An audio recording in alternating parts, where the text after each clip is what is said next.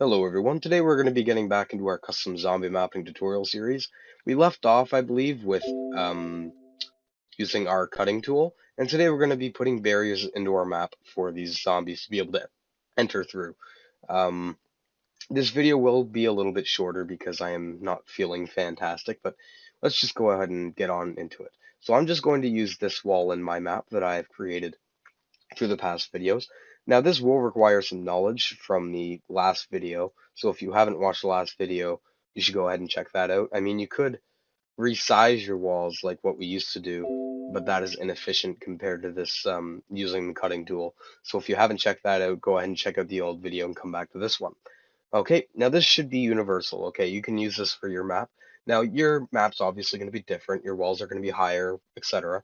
But you can just use the guides that I set, and you can use this on any wall.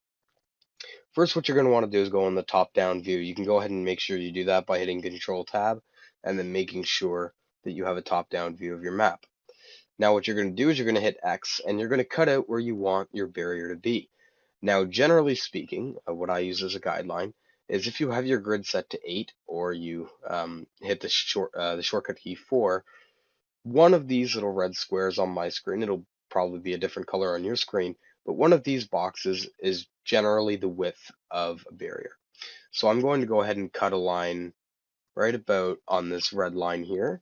Hit Shift Enter. Oh, hit the wrong button. Now I've got to do that again. Okay, hit Shift Enter. Okay, there we go. So now we have two separate objects. Now we're going to go ahead and split this object, the bigger one again. I'm going to do it on the cyan line here. Okay, so now you should have three separate objects of your wall. They're all the same wall in the map, but you have one segment, the middle segment, and the end segment. What we're interested in here is the middle segment. So we're going to go ahead and just select this, not the other ones. Now we're going to need to switch to the side view. This side view is okay, and by the way, if you forgot, you have to hit Control Tab to be able to switch views. This is okay, but we're not going to use this. We're going to go to the full view of the wall just so that we have more of something to work with. Now, we are going to be cutting this. Now, we can adjust this later to match our actual barricade. But what I use as a guideline is this little diamond. This is called the viewport. This is like the camera right here. And I use this as a guideline. So right where this blue line, the top blue line intersects, that's where I'm going to put my first cut.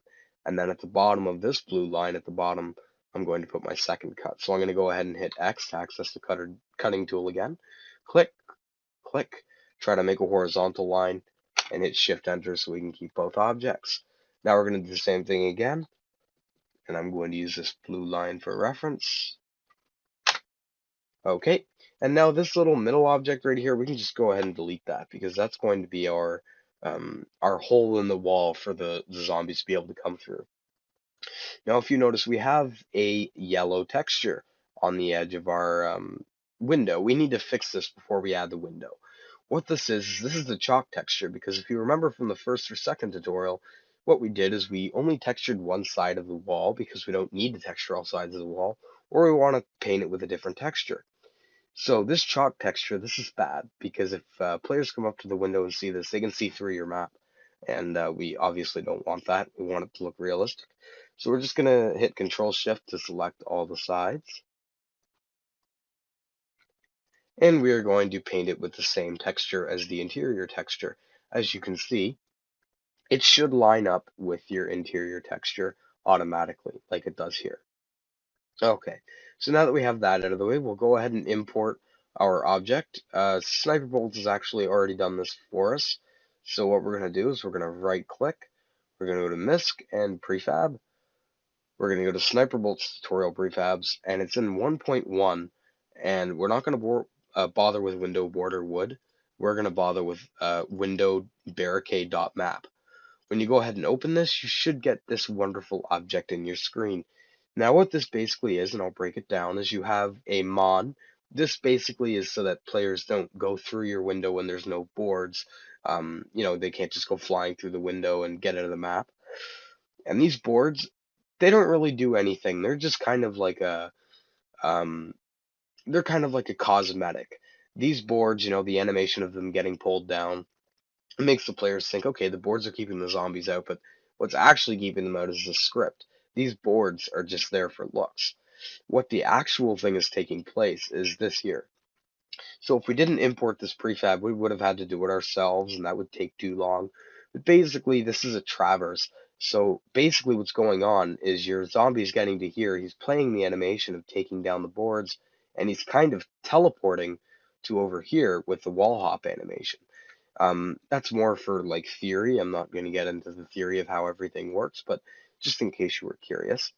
So now we're going to line this up. Now you can zoom in to kind of get an idea of what you're working with.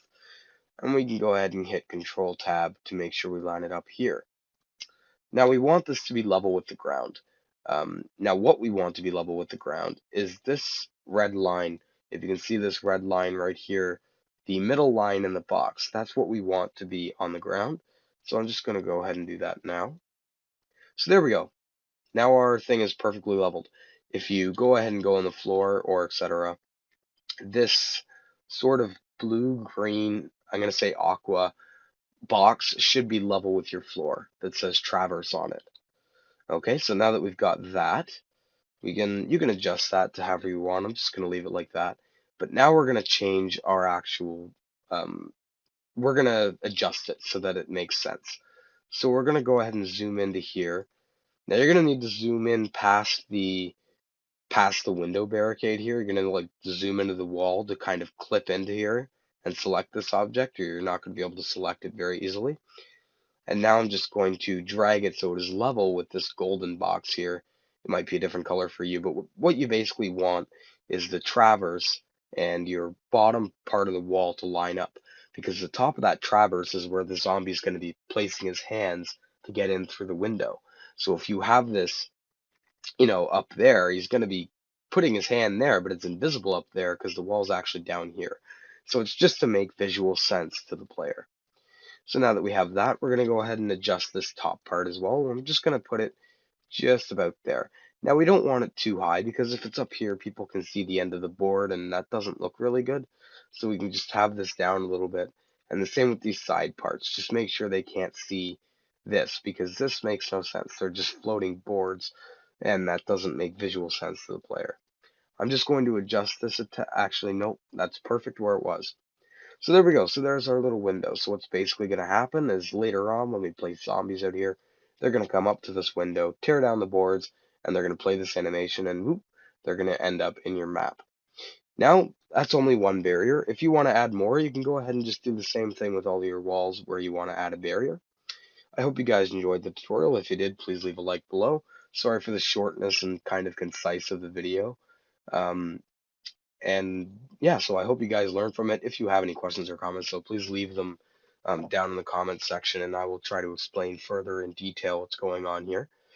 And I will see you guys tomorrow, possibly, when I will be bringing a Java video.